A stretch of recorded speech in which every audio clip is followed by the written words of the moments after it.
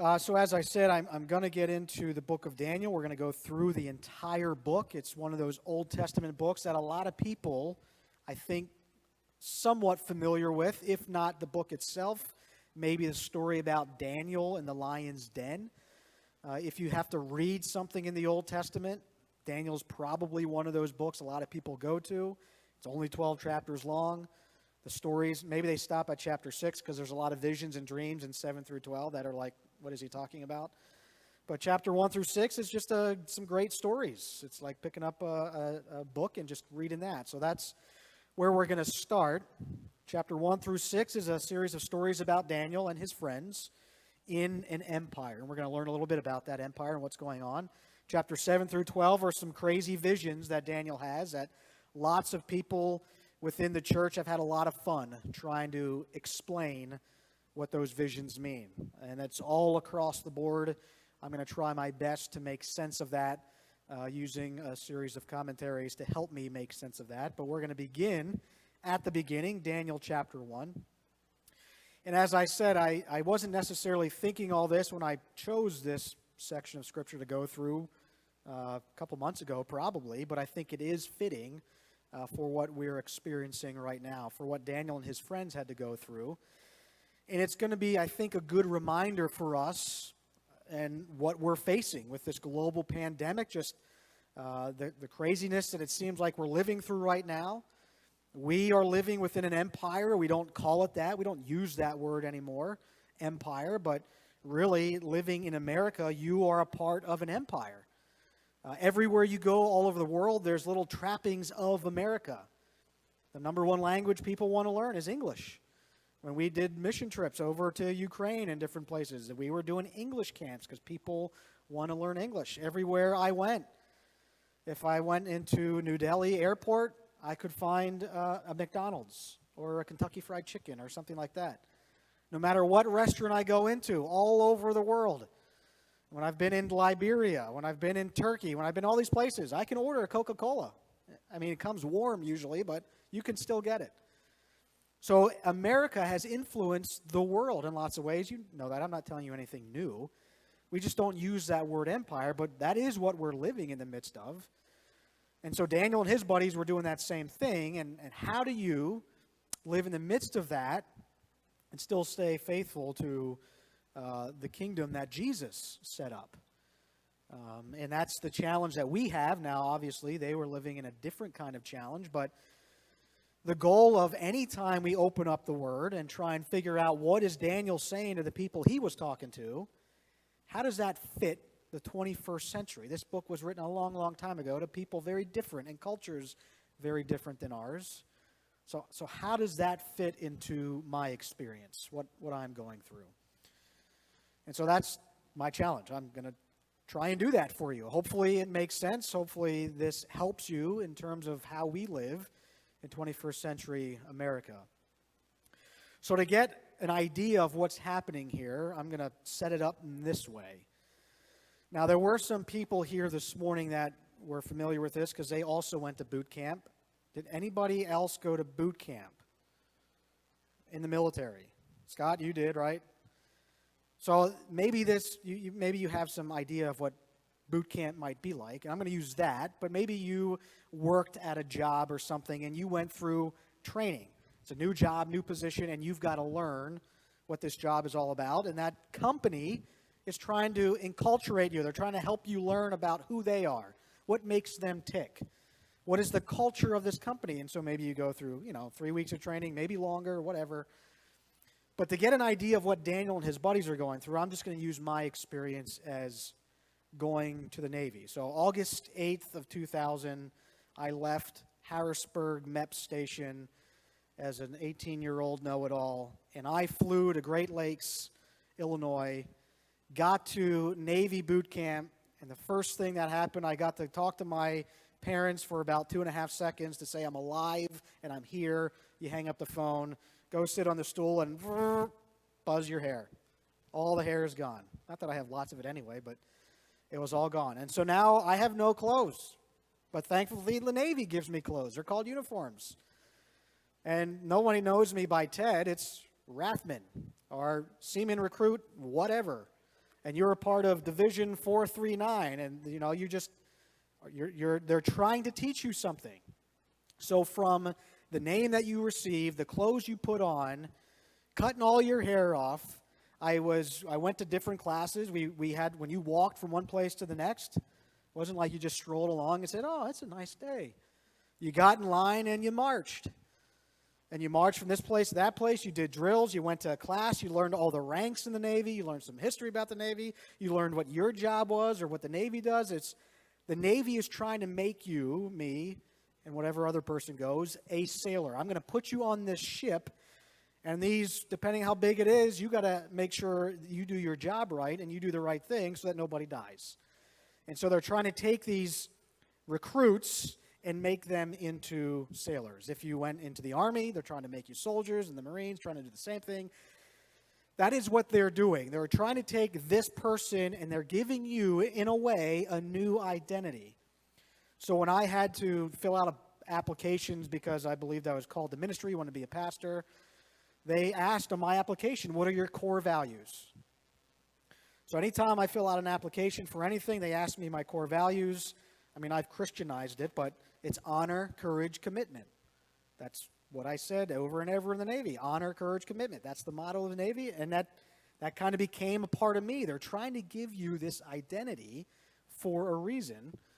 And, companies do the same thing, and, that happens if you never went to boot camp and didn't experience that. But that's exactly what's going on with Daniel and his buddies. They are trying to make them what is called Babylonians. That's what the empire was of Daniel's day. He was living in this empire called Babylon. And so what you're going to hear in Daniel chapter 1, I'm going to read that for you in just a minute. What you're going to hear is Daniel and his buddies going to Babylon so that they can make them Babylonians. Now, Daniel 1 is setting up the rest of Daniel. The rest of this book, the stories in it, the visions he's having are all set up while Daniel is in exile, and not his home, but a very different culture and kingdom. In fact, opposite of the one that he was living in. You couldn't get any further from Israel and what they believed than Babylon. They were like complete opposites. So when Daniel and his buddies go, they're trying to make them Babylonians, and that means you got to believe certain things, you got to worship certain gods. They're going to teach you stuff that from a kid on up you were never supposed to do, like divination and things like that. In Daniel's culture, they were trying to figure out, what are the gods doing? Because if you had a drought, the God is mad about something. How do we get on the God's good side? And so we have magicians, and we have people that figure that out, and they say, well, I think this means you've got to sacrifice these animals, and you got to do X, and you got to do Y. If you do all that, they're going to be happy with you again, and they're going to send rain. That's how they figured stuff out then. And so Daniel and his buddies have to learn those arts. And so they're trying to be enculturated within this empire that they're living in. And Daniel and his buddies are trying to figure out, how do I not just survive and muddle through this? How do we thrive within this culture that we are being exiled to? And so Daniel 1 is going to set up the rest of the story for us of what he and his buddies are trying to do. And I hope as I talk through this that you'll be able to hear some similarities of the culture and the world and the empire we live in.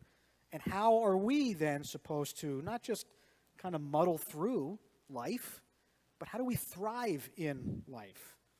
And so Daniel and his buddies are going to tell us that story, but it begins with this empire called Babylon.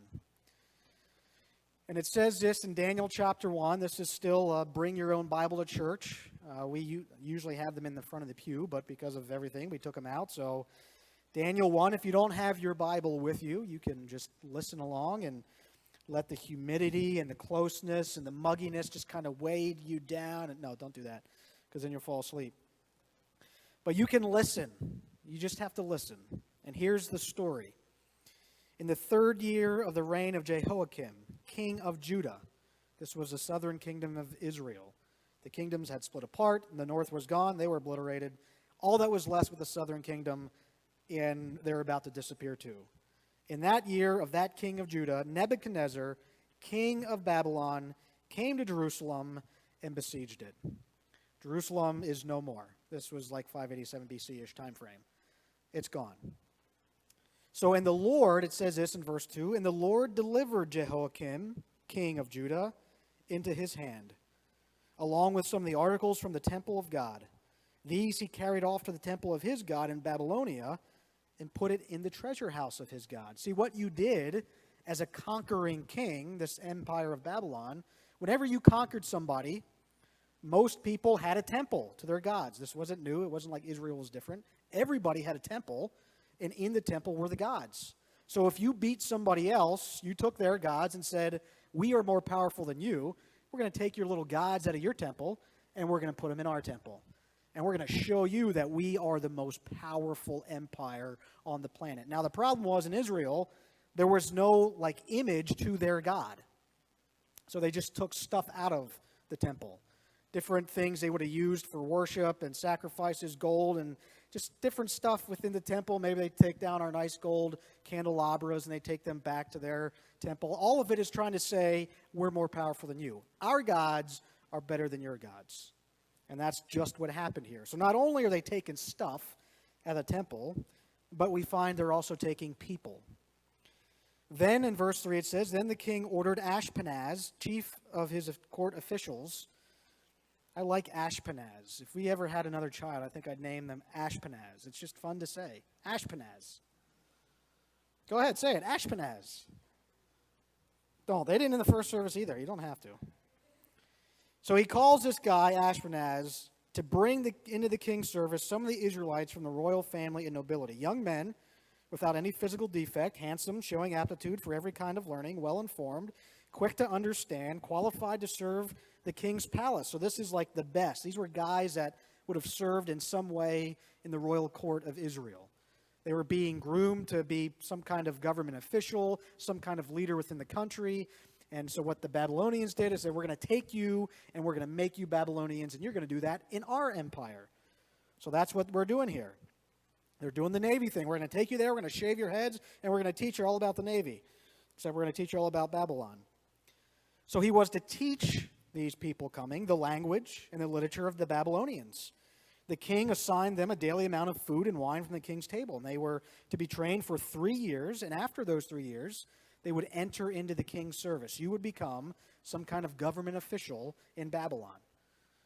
So now you are a Babylonian. We're going to teach you the language, and we're going to teach you all the literature. We're going to teach you how to do the divination stuff, all the stuff that you were never supposed to do as a good Jew. You never did any of that stuff. We're going to teach you how to do all of it, because that's what we do in Babylon. And so now these guys are learning things that they were told they never should do. And it was against the laws of Israel to do them. So now we're going to find out who these guys are. It's not everybody. We're going to learn about Daniel and a couple of his buddies and how they lived this out. So among the people being taken from Israel to Babylon, they were chosen from Judah, Daniel, Hananiah, Mishael, and Azariah. These are the 4 guys we're going to kind of learn about. And the chief official gave them new names. To Daniel, the name Belteshazzar. To Hananiah, Shadrach. To Mishael, Meshach. And to Azariah, Abednego. Now, if you're familiar with any of Daniel, you might have heard those names before. Shadrach, Meshach, and Abednego. And, of course, Daniel. But they all got different names, because naming somebody, you change their identity in some way. That's what it was. If you could name a god or something like that, you were able to assume that power. But giving them a different name was part of changing who they were. And these names would have been different than, of course, the names they had Daniel, which is talking about who God is. These would have been names kind of serving these Babylonian gods. So them holding their names was even a big deal. And naming someone has this kind of power over it. I remember when Leah found out that her dad's name wasn't Ted. My first name, maybe this is going to blow some of you away, but my first name is actually John. She was like, "What? Are you really my dad? Your name is John?" She was like, "That's weird. I feel like I don't know you." So they're trying very hard to make these guys Babylonians. And the name is actually saying something about the Babylonian gods. So now it's like, your God wasn't even powerful enough to save you. We're going to give you a name from one of our gods. So that's what they were trying to do. We're going to feed you certain stuff. We're going to give you new names. You're going to learn all this stuff for 3 years. We're going to make you Babylonians. You are going to be a part of this Babylonian empire. But, verse 8 says, Daniel resolved not to defile himself with the royal food and wine and asked the chief official for permission not to defile himself in this way. Now God caused the official to show favor and compassion to Daniel. But the official told Daniel, I'm afraid of my lord the king, who has assigned your food and drink to me. Why should he see you looking worse than all the other young men your age? The king would then have my head because of you. So he's asking the chief official, I don't want to eat the food off the king's table, because I don't want to defile myself in that way. You can give me new names, you can teach me what you want to teach me, but I'm not going to eat that food. And the chief official's like, so you're going to come out here, you're going to look weak, and like you haven't eaten in days, like you're starving, and the king's going to basically chop my head off because I'm not doing what I'm supposed to do. No, we're not going to do that. However, Daniel then said to the guard, the guy that was actually going to be overseeing all these exiles and making sure they're doing what they're supposed to be doing, Daniel said to the guard, whom the chief official appointed over Daniel, Hananiah, Mishael, and Azariah, please test your servants for these 10 days. Give us nothing but vegetables to eat, water, or give us nothing but vegetables to eat and water to drink. Then compare our appearance with that of the young men who eat the royal food and treat your servants in accordance with what you see. So the guard's like, all right, I'm willing to make that happen. I'm just going to give you these vegetables and this water. You're not going to eat off the king's table, and in 10 days we'll see what happens. So the guard took away the choice food and the wine, and they were to drink, and he gave them vegetables instead. To these 4 young men, God gave knowledge and understanding, all kinds of literature and learning, and Daniel could understand visions and dreams of all kinds. Now that's going to be very important as we go to chapter 2, 3, 4, 5, and 6. At the end of the time set by the king to bring them into service, the chief official presented them to Nebuchadnezzar. And the king talked with them, and he found none equal to Daniel and Hananiah and Mishael and Azariah. So they entered the king's service. In every matter of wisdom and understanding about the king, what the king questioned them, he found them 10 times better than all the magicians and enchanters in his whole kingdom. And Daniel remained there until the first year of King Cyrus. So Daniel served multiple emperors, multiple kings. And what we find happening here in this story of Daniel is a clash of kings and cultures. Daniel's king, who is Yahweh, God, and the Babylonians. And these cultures are clashing because they're trying to make Daniel and his buddies exactly like Babylonians. We're going to give you new names. We're going to do all this stuff for you. And really what's taking place in all of the book of Daniel, from chapter 1 to the very end, it's the biggest battle that there is. It's a cosmic battle that we are still engaged in, that living here in the United States of America, North America, and the West, we've kind of put God, or we've put supernatural, like God, stuff we can't just explain with our senses. I can't put it in some kind of scientific formula, and if I can't do that, then it must not be real. And so there's this cosmic battle that's taking place, and most religions all over the world believe that same thing. That there's this cosmic battle, these evil forces and these forces of good. And really, this is what Daniel is talking about. It's this battle that's been raging ever since the garden, when human beings try to put themselves in the place of God and were cast out, exiled from the garden, Adam and Eve. In this particular story, in Daniel, we have this matchup. The gods of Babylon versus the God of Israel. And that's the story here. Who is going to win? Well, it seems like the gods of Babylon are beating pretty handily the God of Israel. But 3 times, maybe you didn't catch it here. The NIV, that's what I'm using translation, says delivered. If you read verse 2, and the Lord delivered Jehoiakim, king of Judah, into the hand, along with some of the articles from the temple of God, into the hands of Nebuchadnezzar. You can also translate that God gave. 3 times it says that, so it seems the author of Daniel, the book of Daniel, is trying to already in chapter 1 let us know that it wasn't the Babylonians that came in and knocked out Israel. It was the fact that God allowed Jehoiakim, the king of Judah, to be handed over to Babylon. And God gave favor to Daniel and his friends through that chief official who Daniel was talking with. And God gave Daniel and his buddies favor in making them the wisest that the king had 10 times better. They were more Babylonian than these guys. And they weren't even Babylonians. So from the very beginning, we see this clash of kings and cultures, God of Israel versus God of Babylon. And Daniel already wants to make sure we get in our minds that the God of Israel is not losing this battle. And so he uses words for a reason. God gave the king of Israel into the hands of Nebuchadnezzar, of this king of Babylon. It wasn't the king of Babylon's giant army that did this. It was God allowing it to happen. And so Daniel and his buddies are now the main characters in our story. And we follow them around as they live in exile in Babylon. How do we still follow the God of Israel when they're trying to make us Babylonians? And we get a little picture of that right in Daniel chapter 1, and that's going to play out. This is setting the stage for the rest of the book.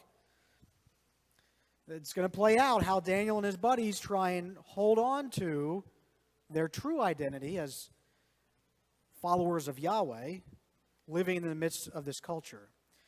And so as they are being enculturated, like I gave you the story about the Navy and trying to make us sailors, this is exactly what's happening to Daniel. As that is happening, they are supposed to serve in the king's court. They are now going to be his government officials. And they're going to advise the king. They're going to try and help the king. And they do. Through Daniel and his buddies, he blesses the world around them. So God is simply fulfilling what he told Abraham back in Genesis chapter 12, that through you, Abraham, and this covenant I'm making with you, I'm going to bless all people. And it happens. But how do you do that? How do you not just survive this time of exile? How do you thrive in it? And that's the question Daniel and his buddies are faced with. So one of the things that we see Daniel doing, and then we're going to jump into our current day. One of the things we see Daniel and his buddies doing is they're trying to figure out how do we not completely get absorbed into this culture that is so different from us, that really believes the exact opposite of us. How do we continue to show that there is only one true God, Yahweh, the God of Israel, living in the midst of this culture? And so the way that they do that, they took their new names and they answered to them. It's not like they ignore the government officials when they say, hey, Belteshazzar, come over here. No. I am Daniel, and unless you call me Daniel, I'm not walking over there. They take these new names. They learn the language. They learn the culture, the literature. They learn all that stuff, but they say, we don't want to eat your food. Now, the story of Daniel is not really just trying to give you instructions on nutrition. There's a thing called the Daniel Plan that was created off of this, that you're just supposed to eat vegetables and drink water or whatever. That's not what's going on here. I think it's great if you want to eat healthy and do those healthy things. That's important. But that's not the point of Daniel 1, is to create a nutrition plan for you. What they were saying was, we're going to show you that our God's going to take care of us. We're going to eat all this stuff that you think is going to make us look like we're malnourished. That's what he was afraid of. No, don't do that, because you're going to look like you haven't eaten anything, and then kid's going to chop my head off. So Daniel and his buddies say, we'll take those names, we'll do this, but we're not going to do this. Please allow us to do this so that they could show them that our God, the God of Israel, Yahweh, will take care of us. He will provide for us. He will supply for us. He is the one true God, and we'll show that to you through how we live our lives. So while everybody else is scarfing up the king's food, they don't eat that. And they turned out to be the top 4 of their class. So after 3 years and they graduated, they were the valedictorians of their class, these 4 guys. And in this small way, they were saying, We may have to live here. You may be the most powerful empire in the world. You may have destroyed our entire home, but we are not going to bow to your gods. In this battle of clash of kings and cultures, the gods of Babylon versus the God of Israel, there is only one winner, and that's the God that we serve. And Daniel chapter 2, 3, 4, 5, and 6 is going to show us that story. How, in fact, in this battle of the ages, this cosmic battle of evil forces trying to push against God's rule and reign, there is only one victor, and that God is the God of Israel. So Daniel is setting this up from the very beginning to show everybody that Daniel wasn't the only guy and his buddies living in exile. All the Jews were living in exile.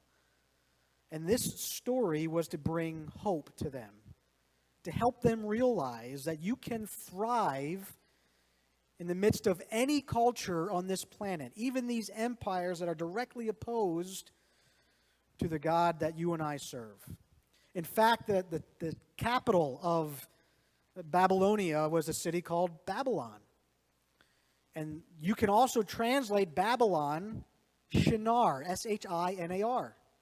The last time we heard that word was Genesis 11 at the Tower of Babel, when human beings were setting themselves up in place of God. We are gods.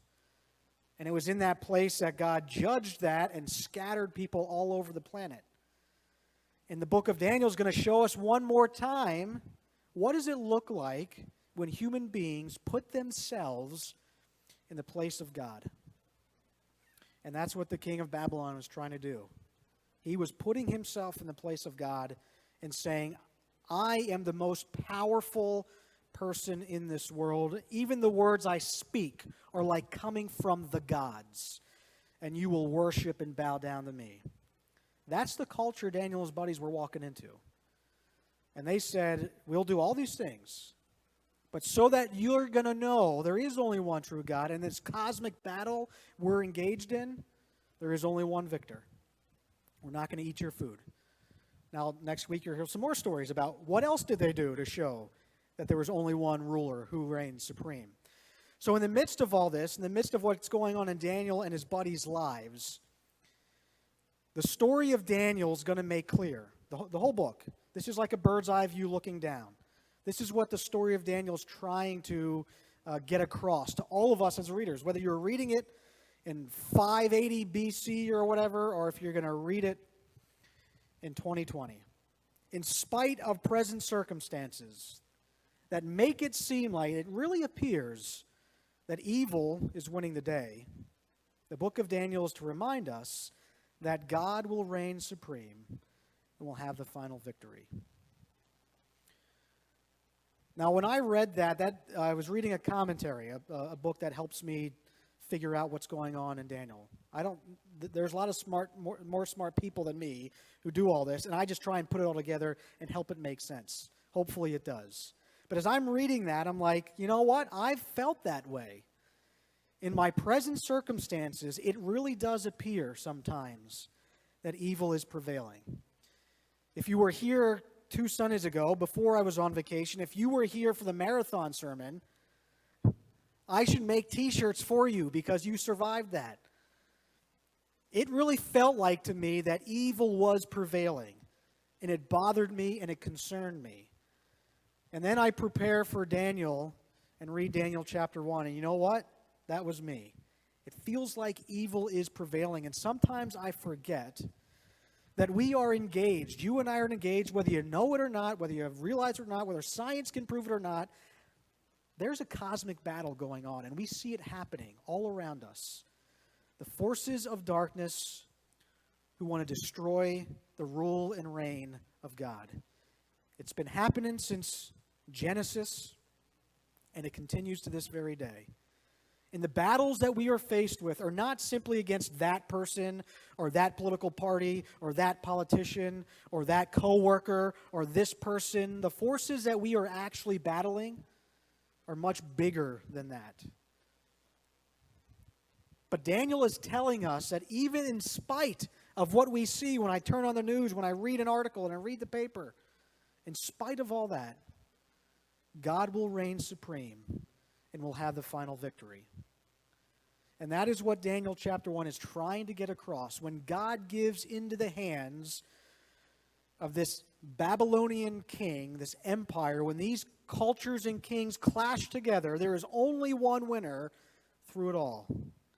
And Daniel says that is God. And because that is God, what we're going to see in Daniel's story, and what I think is important for us, because you and I live in an empire. We don't call it an empire, but we live in one.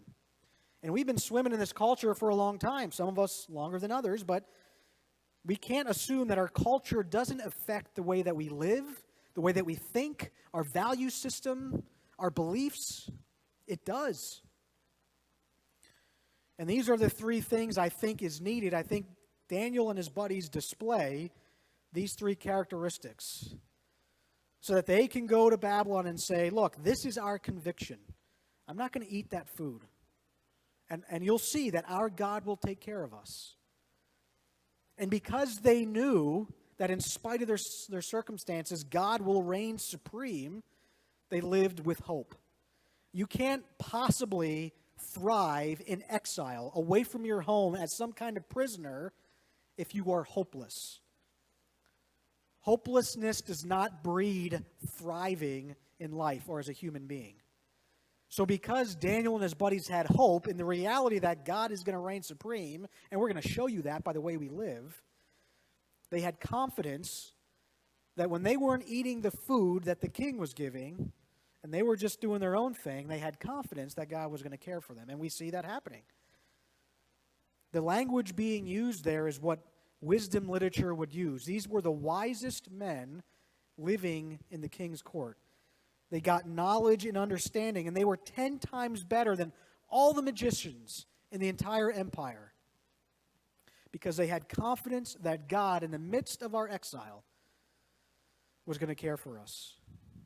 And because of that hope, and they lived that way, because of the confidence they had, they lived with courage. I mean, they could have just killed those guys. Wait, you're not going to eat our food? Not good enough for you? All right, see here, you're gone. What did they care? They had courage to say, look, this is our conviction, so that you're going to know that we serve the one true God. We're not going to eat your food. Anything could have happened to them. And we're going to see they're going to need some more of that courage as they decide, I am not going to budge from this conviction. And if we're going to live within this kingdom, because the reality is, and this is more so evident than maybe ever before, for a while, the kingdom of God, the kingdom that Jesus set up, that he inaugurated on this earth when he came, for a while they were kind of walking side by side. The empire that you and I live in, and the kingdom that Jesus was setting up. I mean, that was the big problem in Jesus' day. The Romans were the one kingdom. Who does this guy think he is, saying he is the king of kings? But for a while in the empire you and I live in, we were kind of walking side by side. Yeah, it's good. You should go to church. You should, teach your kids this stuff. We're going to put it up in all these different government buildings. And even when a friend of mine who's only probably 45, when he was in school, you know what? One of the teachers read out of the Bible in the beginning. So it was like, okay, we'll walk hand in hand. But now we're starting to experience, what does it really look like when cultures and kings clash? And the gods that the American culture serves begin to clash with the God of Israel, with the kingdom that was inaugurated through Jesus Christ. What happens when those kingdoms clash? Well, we're starting to feel that. We're starting to experience some of that. The value systems and beliefs that you and I have are beginning to clash with the value system and beliefs that are not like ours. And we're being told that you need to give that kind of stuff up. If I would say God designed me to be a certain way, that from the created order of things, God made them male and female, and you're going to leave your mother and father, and you're going to be united to this guy, and you're going to get married, and that's my value system, my belief system, and it's not something that it's a culture that I'm beginning to clash with. Wait a second, I thought we were kind of on the same page with this stuff. And what we're finding is we're not. we're actually being reminded that there is this cosmic battle taking place. Except it's not the gods of Babylon anymore. It's the gods of America, whether it's fame, whether it's fortune, whether it's power, whether it's getting tons of likes on this latest video you have, whether it's just kind of agreeing with your friends because it's easier, or with your family because it's easier than actually taking a stand for what we believe, whether it's entire church denominations just kind of laying down and saying, you know what? We give up. The Bible isn't true. It's not real. Whatever. Okay, we want to be, on the same side, and it's happening all around us. And it's reminding me, as I look at my present circumstance, maybe you don't feel the same way I do, but I needed this reminder. There's something bigger going on here.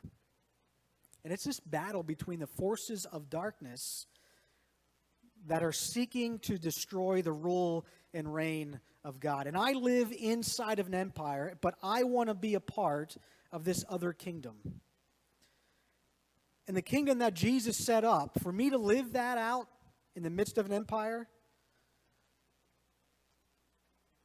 I'm going to need some courage, some confidence, and some hope to make that happen. Otherwise, it's just going to be trying to muddle through. And for the church of Jesus Christ to be the church in the midst of this empire, we're going to need some of that too. Because what we're finding out is that our value system is no longer matching up. We're starting to see some clashes all over the place. And maybe in some places we didn't think we'd see those clashes. But it's happening.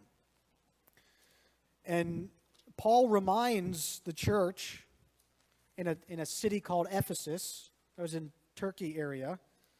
He reminded the church back in the first century of this, and the words are just as true today. He's reminding us. In Ephesians chapter 6, verse 10, it says, finally, he's getting ready to close his letter because they were experiencing the same thing. Evil seemed to be winning the day in the town they lived in too. And Paul says, finally, be strong in the Lord and in his mighty power.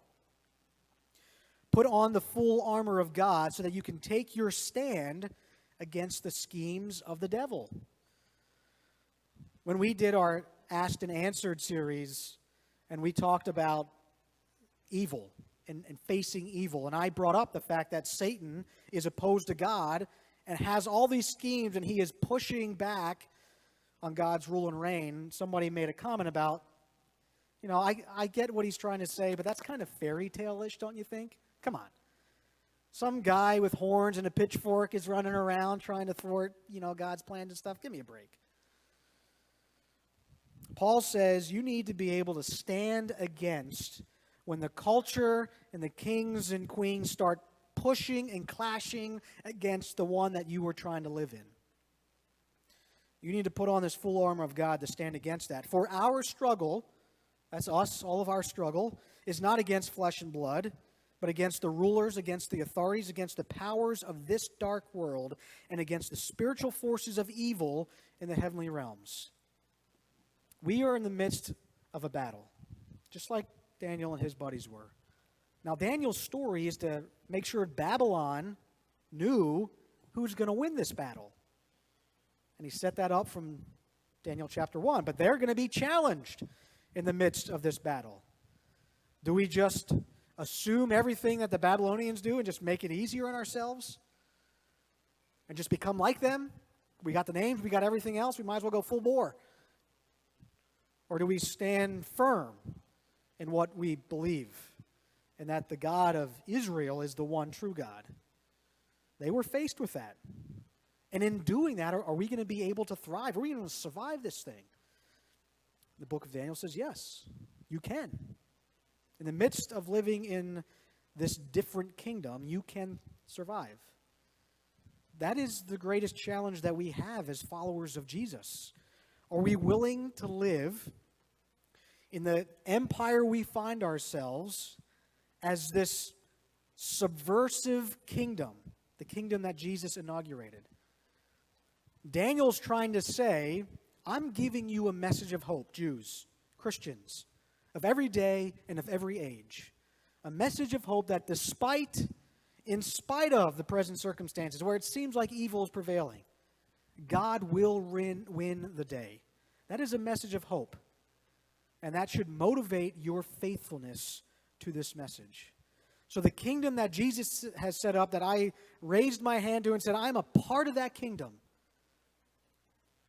Am I going to be faithful to that when our cultures begin to clash? And when we're no longer really walking side by side, holding hands and skipping down the road,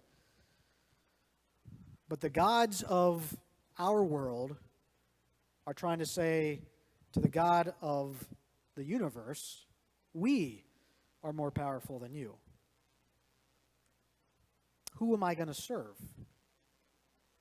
Because at times it's a lot easier just to serve the gods of this world. And unless we start living with that hope, and that was a message to myself when I'm reading Daniel and saying, you know what, Ted? You are too focused down here. You are missing the big picture of what Paul is saying. Of that, yes, it seems like evil is having its way right now. But God will win the day. And He has set up His church to push back the forces of darkness. That is why Jesus is called the light of the world. Because one day Jesus will reign supreme. And He will set all things right. All the things we see that are messed up, Jesus will put it all back together. He started doing that when He came. And He wasn't simply a God of, I'm stronger and more powerful than you. He was a God who made Himself into a slave, even to the point of death and being hung on a cross. That's how God's kingdom starts. It's not by an invading army wiping out somebody else.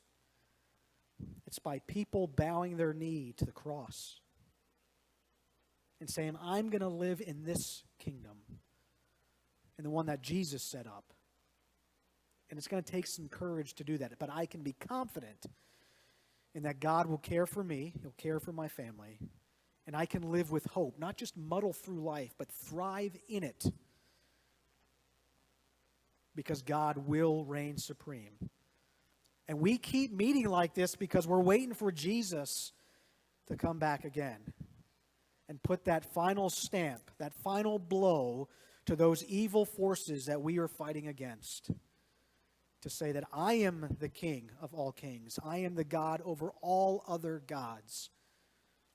And He comes again and He sets up His kingdom to rule and to reign for all of eternity. Until that day comes, we, like Daniel, are challenged. How are we going to live within this kingdom? With courage and confidence and hope in the one true God? To stand firm and put on that armor that we need to stand against that? Or to succumb and let our convictions go and not stand for what we believe in?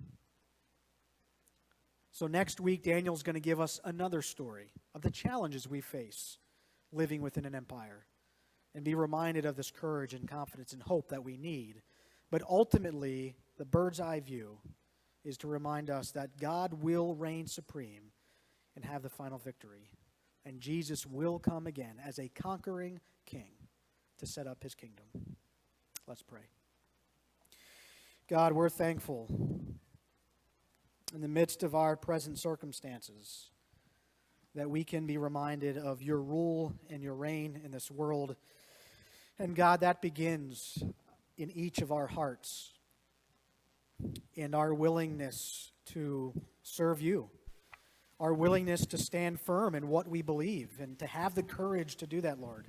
The confidence in that You will care for us and our families and our needs, that You will watch over and use Your church, and God, that hope that brings in our lives, that we're not just muddling through this thing we call life, but we're actually thriving in it. God, I pray this morning that as we leave, and folks listening at home, as we go back into this week, we go back into this world of clashing kings and cultures, of gods of the 21st century battling against Jesus Christ, the God of Israel.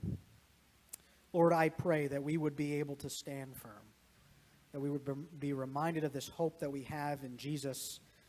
And God, we would look forward to that day when Jesus finally sets up his kingdom to rule and to reign for all of eternity. We pray it in his name. Amen.